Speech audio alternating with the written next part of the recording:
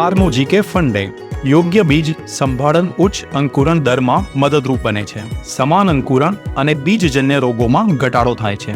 બીજની પસંદગી અત્યંત મહત્વપૂર્ણ છે. સારા ઉપજ માટે માત્ર તંદુરસ્ત કંદ વાવો. અસરકારક બીજ ઉપચાર રોગોને ઓછા કરે છે અને સમાન વૃદ્ધિમાં સહાય કરે છે.